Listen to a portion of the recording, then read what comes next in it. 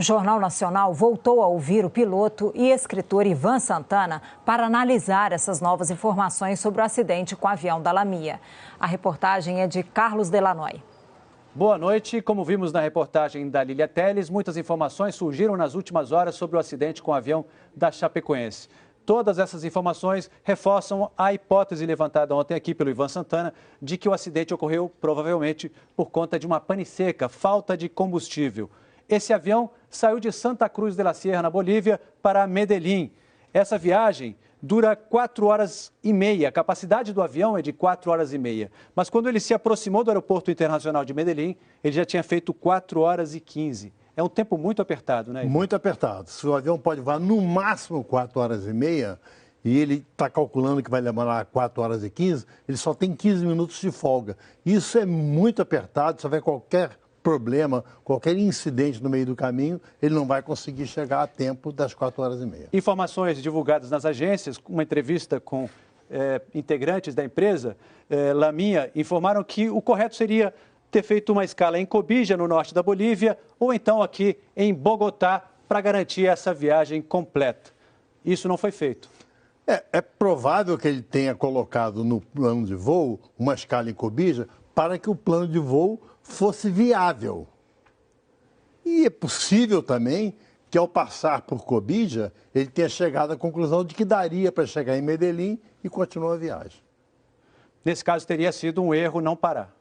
Claro, se ele tivesse parado em Cobija, não teria acidente, nós não estaríamos conversando sobre isso aqui. Agora, a viagem continuou e apareceram surpresas no caminho. Foram aparecendo problemas que agravaram a situação. A gente vê aqui no mapa que, chegando o avião da Lamia perto de Medellín, outros 3 aviões também estavam se aproximando. 2 que passavam aqui, que vinham de Bogotá, e um terceiro que não tinha destino de Medellín, mas que tinha um problema, um suposto vazamento de combustível, que pediu prioridade para pousar. Problema sério para o piloto da Lamia.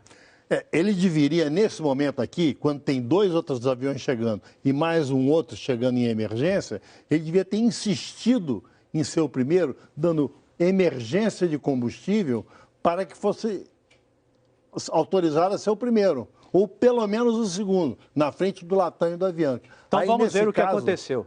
Vamos ver. Vamos ouvir, na verdade, porque nesse momento o comandante do avião da Lamia conversa com a torre de controle em Medellín. Vamos ouvir o que ele disse. Damos prioridade para a aproximação direta, se nos ha apresentado problema de combustível. Usted solicita prioridad para su aterrizaje, igualmente con problemas de combustible, ¿correcto? ¿Masivo?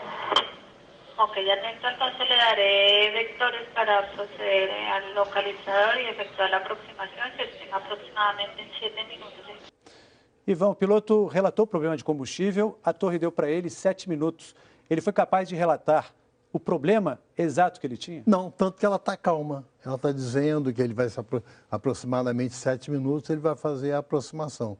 No entanto, se ele tivesse sido mais incisivo, eu preciso chegar logo, ela não teria respondido com tanta tranquilidade. Agora, a gente teve acesso à carta de pouso desse avião, a gente vê à nossa direita, ela tem, ali você pode ver uma espécie de círculo, né, uma órbita, que coincide com o movimento feito, de fato, pelo avião, de acordo com o site Flight Radar 24, que acompanha os voos através do sinal do GPS. Esse é o movimento que o avião da Lamia fez ao se aproximar de Medellín. Essa carta, ela deve ser obedecida à risca? Ela deve ser obedecida porque essa carta é feita em função das montanhas que existem ao lado do aeroporto, ou de edifícios, ou de acidentes geográficos. Cada aeroporto tem a sua carta. Então, em Medellín, tem que fazer essa curva, essa órbita, antes de ir para o toque na pista de pouso. Quanto tempo leva uma volta dessa? De 4 a 5 minutos. É muito tempo, né? É muito tempo para um avião que só tinha 15 minutos de sobra desde lá, quando saiu de Santa Cruz de la Sierra. Agora vamos olhar uma imagem em 3 dimensões que mostra aqui, Ivan, como o avião da Lamia, com pouco combustível, numa situação muito tensa, fica dando voltas em espiral, cada volta de 4 minutos. Ele volta a conversar com a torre de controle. Vamos ouvir. Atento, tengo una aeronave por debajo suyo efectuando la aproximación y adicional están efectuando la revisión de pista. ¿Qué tiempo tiene para permanecer en su aproximación Lima-Mar India? Estamos com emergência de combustível, senhorita, por isso lhe pido de uma vez curso final. Ivan, uma emergência de combustível, o piloto diz que precisa o trajeto final. O que ele quer dizer exatamente? Ele quer dizer que ele está desesperado. Ele precisa ser liberado imediatamente para a cabeceira da pista para pousar, senão ele vai cair antes da cabeceira da pista. Quais são os sinais nesse momento? O avião começa a falhar? Os instrumentos de gasolina já estão marcando zero, os motores começam a apagar, eles apagam um a um, chama-se flame out em aviação. Ele está perdendo o combustível, ele tem que ir para a pista de qualquer maneira planando. Agora, parece que nesse momento a torre de controle entende a dimensão do problema. Vamos ouvir mais uma conversa entre o piloto e a torre. Capitán, usted tiene 210, necesito bajarlo de nivel, tendría que mantener, tirar por su derecha para iniciar su descenso. Negativo, señorita, estamos ya iniciando el descenso y estamos para el localizador. Señorita, Lima May India 2933 está en falla total, eléctrica total y combustible. Está libre y operable, lluvia sobre la estación Lima May India 933, bomberos alertados. Que momento é esse? Nesse momento, quando ele fala negativo, ela percebe que aqueles procedimentos que ela estava fazendo eram procedimentos que não iam resultar em nada, o avião não ia ter tempo. Quando ele fala negativo, é a primeira vez que ele é incisivo desde que começou o problema. Aí ela fala que vai liberar a pista, os bombeiros que estavam limpando a pista de combustível do outro avião, saíam da pista e já dá uma direção para ele, para ir direto para a pista. Agora vamos ouvir então mais um áudio que mostra esse momento dramático do voo.